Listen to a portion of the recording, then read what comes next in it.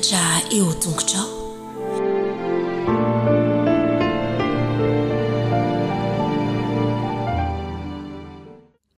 Tonga eo amin'ny fotoanan'ny famerenana lesona ny zazakely indray izao. Efa ao daholo ny zazakely efa vonona tsara ihany lesona. Eny ary andeha ary atombotsika indray ny fotoana ifampiarahapitsika aorianan'isa 3 ataontsika ny hira arabaina ianao. Ao ary 1 2 3 arabaina ianao salama ve manaona akory re arabaina ianao salama ve faly mahita anse. Faly be mihaona amin'ny ankizy kely, mihaona amin'ny zazakely rehetra. Ireo ny zazakely vonona ihany lesona. Eny ary ndao akambana ny tanana aloha ary ahondrika ny loha akipy ny maso. Jesosy malalo misaotra anao zahay fa nomenao fotoana ihany ny teninao. Ampio izay mba ho zaza endry amin'ny anaran'i Jesosy. Amen.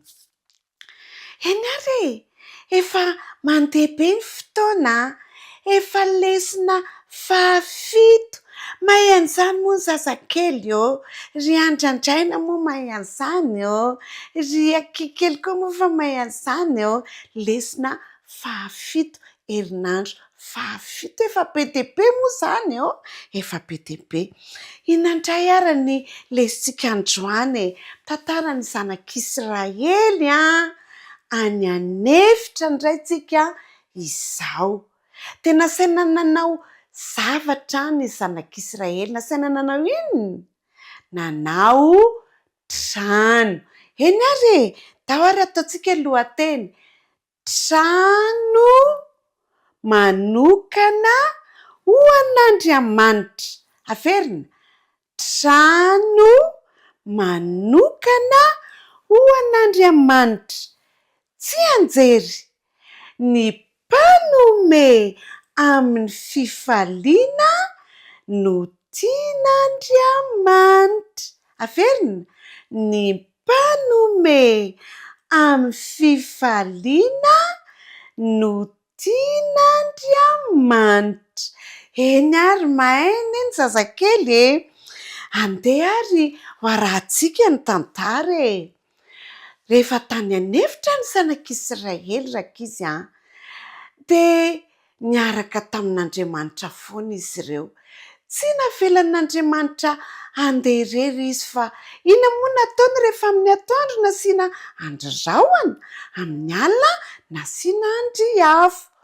Tsy misy mampatahotra ny zanak'Israely fa milamina ny fiainany satria rovan'Andriamanitra izy indray andro dia nitenenin'Andriamanitra i Mosesy hoe Mosesy afinga ianao omeko baiko ianao hanamboatra zavatra ho anahy, trano ho anahy, trano tsara tarehy amboarina ho anahy.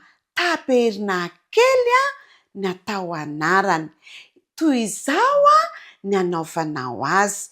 Tsara tarehy toy izao ilay trano asiana fefy dia asiana tafo dia asiana rindrina. Eny ary ozy Mosesy dia nantsondraka izy ny zanak'Israely fa ilazany hoe anamboatra trano ho an'Andriamanitra isika. Ka ny fomba anaovana azy dia ianareo mitondra fanatitra, mitondra zavatra izay anananareo any no entina anamboarana an'ilay trano izay amboarintsika ho an'Andriamanitra. Inona avy ary no entina izay misy any? Volamena ohatran'ity peratra ity, volafotsy anontany eo anie ny olona ao an-trano fa misy volafotsy dia varahana zavatra sarobidy be dia be ny anaovana ny tranon'Andriamanitra. Dia misy hazo ihany koa antsoina hoe hazo akasia anaovana ny trano ny andrin'ny trano mba tonga azy ho matanjaka tsara. Eny ary volona daholo ny olona, nasaina nitondra volon'ondry ihany koa izy dia natao amin'ny lokony isan-karazany: manga, mena, volomparasy. Dia hodi-biby hanamboarana n'ilay trano atao tafo, atao faran'izay tsara. Nazoto rakizy ny olona nitondra fanomezana, lamba isan-karazany efa namboarina tsara tany an-trano tany, vilia, vilany, menaka ihany koa, menaka oliva, menaka atao manitra, atao hikarakarana ny tranon'Andriamanitra, manome fofona manitra rehefa dorana, vatosoa isan-karazany apetapetaka amin'ny akanjon'ny mpisorona, izay rehetra any amin'ny vahoaka Israely. Tsara ilay trano, namboarina ho manokana. Tena nasaina nitondra firavaka volamena, entana, vilia, kaopy izay efa nentina avy any Egipta nangatana tamin'ireo mpampiasa azy. Tsara ilay trano natao ara-dalàna araky ny baikon'Andriamanitra, misy loko isan-karazany: manga, mena, volomparasy sy ny sisa sy ny sisa. Mahay anie ny zanak'Israely ary tia manome. Dia ny ara-miasa ihany koa, misy mandrafitra, mampiasa marito, pan pan, misy manjaitra, misy manenina. Izany rehetrarehetra izany asa natao daholo. Tena niara-niasa tamin'Andriamanitra ny zanak'Israely. Tian'Andriamanitra ho mpiara-miasa aminy ny zanak'Israely mba hanome izay ananany, hanampiana hanaovana ny tranon'Andriamanitra. Faly Andriamanitra, faly ny zanak'Israely, faly ny vahoaka, satria nanampy an'Andriamanitra. Afaka ampiana koa ny Andriamanitra fa afaka manampy isika amin'ny fanaovana ny asan'Andriamanitra. Dia andeha ary isika hiara-teny hoe: misaotra Jesosy fa afaka miara-miasa amin'ny hafa izahay ho fanampiana anao. Miara-miasa amin'ny olona rehetra ao am-piangonana, miara-miasa amin'ny dada sy neny, miara-miasa amin'ny pastera, hanao ny tranon'Andriamanitra. Mahafinaritra rakizy ny lesona. Tian'Andriamanitra tsika izany hiara-miasa aminy, hitondra fanatitra ho an'Andriamanitra rehefa tonga any am-piangonana. Izay izany ny lesintsika, lesona 15. Ahoana moa ilay lohateny teo? Da ho averina hoe: trano manokana ho an'Andriamanitra. Tsy anjery, ny mpanome amin'ny fifaliana no tian'Andriamanitra. Mahafinaritra, mahay mamerina ny ankizy rehetra. Izay indray izany lesintsika androany. Tokony hazoto hanampy, hanome ho an'Andriamanitra isika. Andeha ro faranantsika ny fotoana, dia amin'ny herindray izany ny fotoana manaraka. Ao ary, andao isika hivavaka dia hifanao veloma. Hivavaka isika. Misaotra anao izay Jesosy fa nantsoinao ho mpiara-miasa aminao. Ampio izahay mba hahay manome amin'ny fifaliana. Misaotra Jesosy. Amen. Eny ary andao ary hifanao veloma mirava ny sekoly. Ao, 1, 2, 3. Mirava ny sekoly sabatana izao, veloma veloma manaova ny soa, veloma veloma endre tsarako. Mandra-pioana indray ary ny zazakely rehetra dia manaova sabata mahafinaritra daholo. Dia amin'ny herindray ary ny fotoana. Veloma tompoko.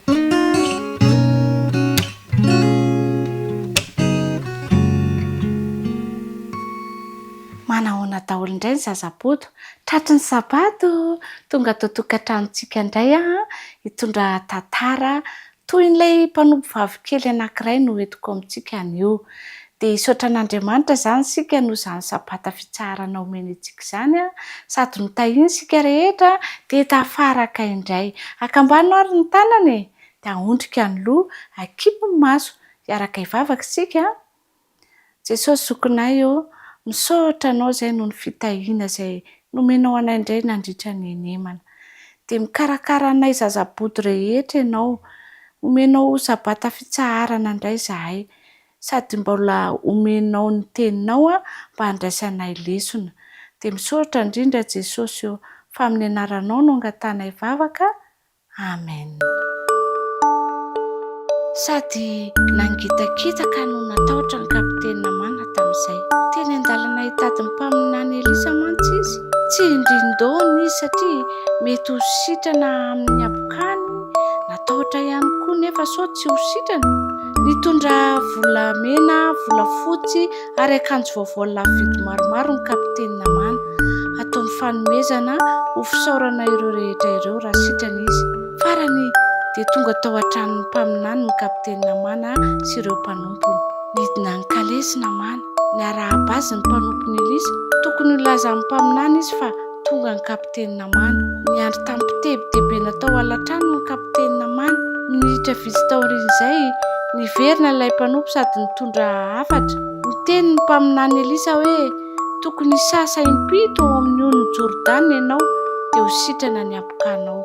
Ny voaramena ny atezerana ny endriky Namana. Dia tsy resaka amin'ny kokory ilay mpaminany hoy izy anakapo. Tena tsy nakasitrany mihitsy ilay hafatra. Ny rintona niverina tany amin'ny kalesa ny kapiteny Namana. Andao hody hoy izy niantsoantso. Nifampijery ireo mpanompo Namana. Fa maninona no hodisika hoy izy ireo nanontany. Satria tsy te sasa ao amin'ny on'ny malotony Jordana. Ka raha izay sasa ve no asainy ataoko any amintsika nga tsy misy renirano tsara kokoa hoy izy namaly. Andraso kely aloha ilay mpanompo. Raha zavatra sarotra noho izany aza no nasainy mpaminany nataonao dia ho nandramanao tokoa izany. Ko maninona no tsy ataonao izany zavatra tsotra dia tsotra izany? Nijanona Namana sady nieritreritra ny amin'ny nolazainy taminy teo. Marina amin'ny voalazan'izy ireo hoy izy. Lalan-davitra iny no naleko andeha hanao izay ilazainy mpaminany aho. Niary hoy ny kapiteny Namana. Andao ho any amin'ny on'ny Jordana. Nandeha haingana tamin'ny kalesa ho any amin'ny renirano izy ireo. Nisorona Namana ny akanjony sy ny kapany. Niketrona ny andro nijery ilay renirano maloto kanefa dia lasa nisitrika avy hatrany izy. Nisitrika tao anatin'ny rano ny kapiteny Namana. Indray mandeha mbola teo ihany ny pentina. Indroa fa mbola teo ihany ny pentina. Intelo mbola teo ihany ny pentina. Inefatra mbola teo ihany ny pentina. Indimy mbola teo ihany ny pentina. Inenina mbola teo ihany ny pentina. Impito tsy nisy pentina intsony. Sitran'Andriamanitra araka ny nasain'ny Elisa nataony i Namana. Nibitaka ny voakavy tao anaty rano Namana. Nojereny ny tenany. Oay, tena sitrana izy. Tsy nisy na dia pentina abokana kely akory aza. Tsy andriny izay isaorana amin'ny mpaminany Elisa. Tsy andriny intsony ny ody any an-tokantrano ka hitantara amin'ny fianakaviana. Nanompo tsara ny Namana ilay mpanompo kely. Teny lazain'ilay mpanompo kely azy ny momba an'Andriamanitra sy ny mpaminany Elisa. Tian'Andriamanitra raha manao asa soa amin'ny hafa-bosika.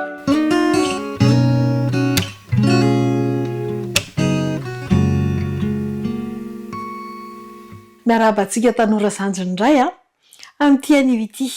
Lesona fahafito no iarahantsika mamerina indray amin'ity anio ity. Mitondra ny lohateny hoe mitadiava dia hita. Mitadiava dia hita. Nanana toko sy andinitsika izay naverimberina nandritry ny herinandro ary inoko fa haitsika tsara le izy. Ao amin'ny Mateo toko fahafito, andininy fahafito.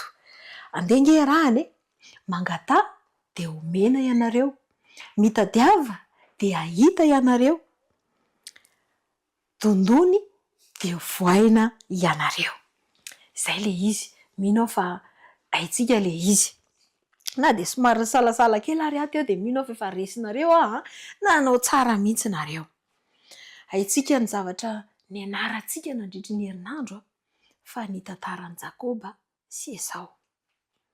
Raha mbola tao an-kibo dia efa sahiran-tsaina i Rebeka fa ohatran'ny misy zaza miady lava ao an-kibo ao, dia nanontany an'Andriamanitra izy dia nivalian'Andriamanitra fa firenena roa, zaza roa zany, firenena roa no ao an-kibony, ary ny iray ahery ary ny iray alemilemy kokoa.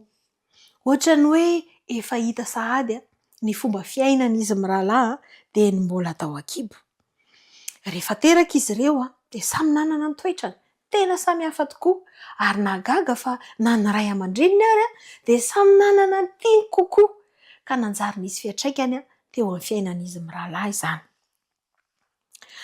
Esau zokiny, i Jakoba ny zandrany, kanefany araka ny teny efa nampanantenan'Andriamanitra dia ny zandrany no azo ny fizokiana zany, no anjaka amin'ile zokiny zany.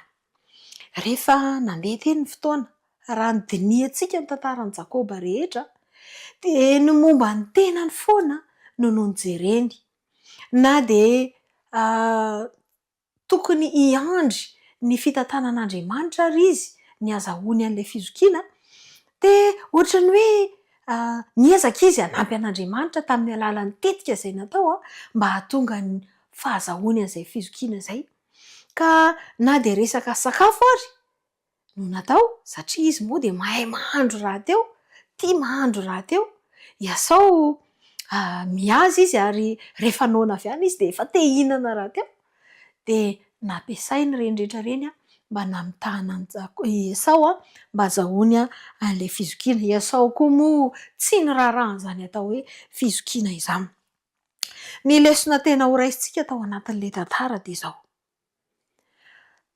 rehefa nisy ady foana teo amin'izy mirahalahy reto ary nahatonga fisarahana tanteraka ary nikasa hamono an'ilay zandrany mihitsy ary i Esau, na dia efa samy olon-dehibe ary izy ireo dia mbola nandeha izay ady izay.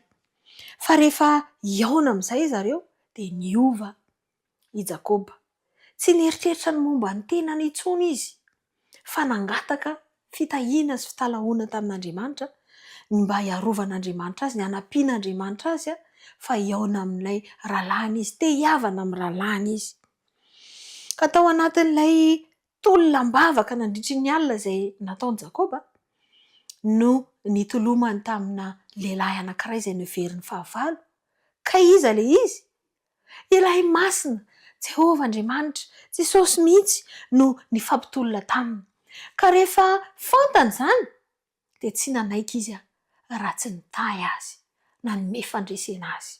Lesona ngeda be izay raisintsika tao anatin'ity lesona nianarantsika nandritra ny herinandro izay. Ahoana ozy izy? Mitadiava dia hita. Aza variana mieritreritra ny momba antsika foana, izay mahasoa antsika foana, fa andeha hitady zavatra lehibe kokoa, tsaratsara kokoa, dia ny fitahian'Andriamanitra izany, ny fitantanan'Andriamanitra izany, ny fanampian'Andriamanitra antsika eo amin'ny fiainana izany, tahaka an'izay nataon'i Jakoba. Na tsy ary fahadisoana izy teo amin'ny fiainany, dia niverina tamin'Andriamanitra izy nangataka ny fitahian'Andriamanitra ary nomen'Andriamanitra azy izany fandresena izany. Ny hafatra izay nampitahina tamintsika nandritra ny herinandro dia manao hoe mitahy antsika Andriamanitra rehefa mikatsaka fatratra ny hanana fifandraisana aminy isika. Afaka nitahy antsika Andriamanitra raha katsahantsika amin'ny fontsika manontolo. Dia izao ry tanora namako, katsao Andriamanitra fa hanampy anao izy amin'ny zavatra rehetra izay ataonao. Ny lesona nianarantsika nandritra ny herinandro izany dia nanampy antsika hahafantatra fa ny fahasoavan'Andriamanitra dia efa vonona mandrakariva raha ohatra ka mikatsaka azy amin'ny fontsika rehetra isika.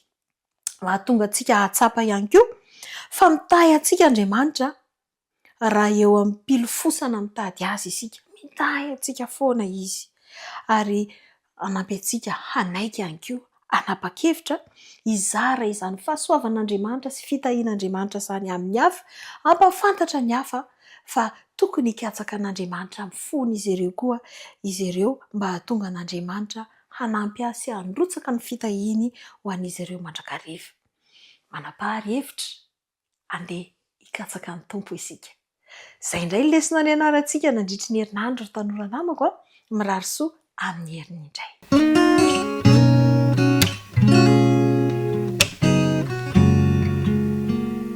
Faly sy ravoravo tafaraka amintsika mianakavy indray amin'izao sabata izao ry izy mianakavy dia manasa ny tanora ihany koa andray lesona ny amin'ity lohahevitra ity. Iza moa Jesosy? Izay indray no fanontaniana mipetraka amin'ity lohahevitra ity iarahanao amin'ny mpanomponao fifaliana Alain Franco. Iza moa Jesosy? Jaona 7:12 no mamaly izany fanontaniana izany. Jaona 7:12. Ary Jesosy niteny tamin'ny olona indray ka nanao hoe, izao ny fahazavan'izao tontolo izao, izay manaraka tsy mba handeha amin'ny maizina fa hanana ny fahazavanaina. Zay zany ny valilay fanontaniana. Iza moa Jesosy? Valiny dia ahoana? Zay indrindra, Jesosy ny fahazavan'izao tontolo izao. Ary izay manaraka azy dia tsy mba handeha amin'ny maizina fa hanana ny fahazavanaina. Rehefa mampafantatra ny tenany Jesosy dia amin'ny fotoana mety. Iza moa Jesosy? Tamin'ny fotoana androny dia io Jesosy io na dia manana fahazavan'izao tontolo izao aza dia tsy nataony ho zava-dehibe zany dia noresahana tetsy sy teroa fa niafinafina izy. Tsy nideraderainy zany, fotoana femipeniny. Ary nisy fotoana nitady mihitsy ny olona hoe aiza Jesosy? Aiza Kristy? Dia nifangaro tamin'ny olona Jesosy. Tao ihany izy fa tsy fantatry ny olona hoe io izy. Fa tamin'ny fotoana mety kosa, rehefa mijery ny filazantsara isika, teo amin'ny kianjan'ny tempoly, dia nipoitra amin'izay Jesosy. Ary naneo izy fa izy no fahazavan'izao tontolo izao, izy no mpamonjy, izy no Kristy. Iza moa Jesosy? Tamin'ny fotoana mety dia nasehon'i Jesosy ny maha izy azy. Ianao ihany koa, iza moa ianao? Indraindray rehefa mametraka an'izany fanontaniana zany isika dia matetika isika olombelona manana fizahozahoana. Tsy mahalala. Zahako no ianina. Zay no taranakianina. Zany ny antsika. Fa Jesosy tsy mba manana an'izany toetra zany. Na dia avy any an-danitra azy izy tonga teto ambonin'ny tany dia tsy nirehare mihitsy izy na nidehadehaka ny teny hoe izaho dia avy any an-danitra. Fa niafinafina izy. Nafeniny zany, tsy nirihareny amin'izany izy. Ary zay ny afatra ao antsika. Ny mahainao anao, eny fa na dia ny mahazanak'Andriamanitra anao aza, tsy natao hiriharihany zany. Fa kosa, amin'ny fotoana mety tokony hanehoana ny mahazanak'Andriamanitra anao dia asehoy. Zay zany ilay izy. Ny fivavahana kristiana dia tsy hoe zesta, tsy hoe firehariana, fa fanehoana ny fahazavan'i Kristy amin'ny fotoana mety. Indraindray tsika rehefa tena vory vahoaka na vory fianakaviana na eo daholo ny mpiara-mianatra dia menatra isika. Eo daholo ny mpiara-miasa dia menatra isika haneho ny mahazanak'Andriamanitra antsika. Tsika nge dia olona mazava e. Iza moa Jesosy? Dia iza ny valiny teo? Izao ny fahazavan'izao tontolo izao. Izay manaraka tsy mba mandeha amin'ny maizina. Ianao koa nge zany. Izay manaraka an' Jesosy tsy mba mandeha amin'ny maizina. Ianao koa zany dia mena an'io fanilo io. Fahazavana ianao. Ka zay no afatra ao antsika zany amin'ity sabata ity. Aza menatra isika. Amin'ny fotoana tokony ilazana fa zanak'Andriamanitra manana fahazavana ianao dia asehoy izany fahazavana izany. Izany kosa nefa eo amin'ny fiainantsika andavanandro tsy natao iriariana sy izahozahoana tsy, fa azo atao tsara ny manetry tena fa ny fotoana mety dia aseho kosa fa mijoro ianao, zanak'Andriamanitra ianao, manana fahazavana ianao.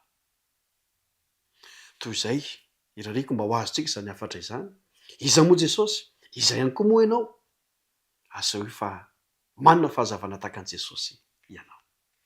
Toy izay aloha hevitsika ary ho aho manaraka indray fifaliana efanko velomasi.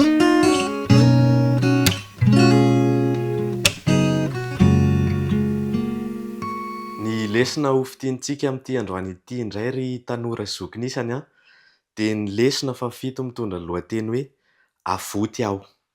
Ifantoka betsaka amin'ny loza 10 izay niatra tamin'ny tanin'ny Ezipta lesonantsika amin'ity. Haintsika fa Andriamanitra dia nanome toky ny zanak'Israely fa hanafaka azy amin'ny fanandevozana. Voasoratra ao amin'ny Exodosy 7:5 fa hoe izay manao hoe dia ho fantatry ny Eziptianina fa izaho ny Jehovah rehefa maninditra ny tanako amin'ny Eziptianina aho ka mitondra ny taranak'Israely hivoaka avy any. Nanome an'izany fampanantenana izany Andriamanitra, izany toky mahafinaritra izany fa hore eran'ny tany Ezipta fa Andriamanitra no mitantana an'ireto zanak'Israely ireto. Ary efa miakaiky izany fahatanterahana izany rehefa tapitra ny loza 7 hiditra amin'ny loza 7. Notenen'Andriamanitra ny zanak'Israely hanatanteraka fepetra hoe hisy ny fandringanana an'ireo lamatoan'ny Eziptianina, ka ho an'ireo izay fianakaviana tsy te hiaran'izany fandringanana izany dia mila mamono ondry izy ireo, mila mamondry zanak'ondry izy ireo ka ny ran'izany zanak'ondry izany dia atetina eo amin'ny tolam-baravarana. Maro tamin'ny Eziptianina no nanaraka ny zanak'Israely nitandrina izany fepetra izany ka dia avitra soamantsara ny zanak'izy ireo. Inona no antony nanaovan'Andriamanitra n'io fandringanana io? Ny antony voalohany dia mba hanehoan'Andriamanitra ny heriny amin'ireto Eziptianina ireto, ary faharoa mba hahatonga n'izany fanafahana izany ho tantarain'ny zanak'Israely amin'ny taranaka mifandimby. Raha toa ka andevy izy ireo taloha, ankehitriny izy ireo dia lasa mpanompo an'Andriamanitra. Isika dia ampianarina fa ny fikomiana amin'Andriamanitra dia mitondra faharavana. Rehefa nolazaina ny olona fa tokony manatanteraka an'ilay famonoana zanak'ondry, tokony manisy ra eo amin'ny tolam-baravarana, dia ireo rehetra izay nikomy tamin'izany fampitandremana izany dia maty avokoa ny lamatoa tao amin'ny fianakaviana. Hita ao anatin'izany fa miteraka voka-dratsy ny fikomiana amin'Andriamanitra. Etsy andanin'izany, ireo izay nanatanteraka ny baiko kosa dia natsapa ny alalan'ny fitiavan'Andriamanitra, mamonjy ireo rehetra miankina sy manaraka ny fitsipika Andriamanitra. Any aoriana any, amin'izao ankehitriny izao, dia mbola miandrandra faharavana ity izao tontolo izao ity. Ny vahaolana izay ahafahantsika ho voavonjy ao anatin'izany faharavana izany dia tsy iza fa i Jesosy Kristy izay maty ho solon'ny zanak'ondry. Ho antsika rehetra izay vonona ny hiankina amin'i Jesosy dia ho afaka amin'izany faharavana izany isika, ka ho anisan'izay andova ilay fiainana mandrakizay. I Jesosy dia nanaiky nandray ny divain'ny fahatezeran'Andriamanitra mba hahatonga antsika, mba hahatonga anasy anao tsy handray izany vokatra azo avy amin'ny fahatezeran'Andriamanitra izany. Koa ankehitriny ry tanora zokiny malala, dia mino fa anisany hanaraka ny fepetra rehetra izay apetrak'Andriamanitra isika eo amin'ny fiainantsika, ka mba ho toy ireo zanak'Israely avitra tao anatin'ny fandringanana isika.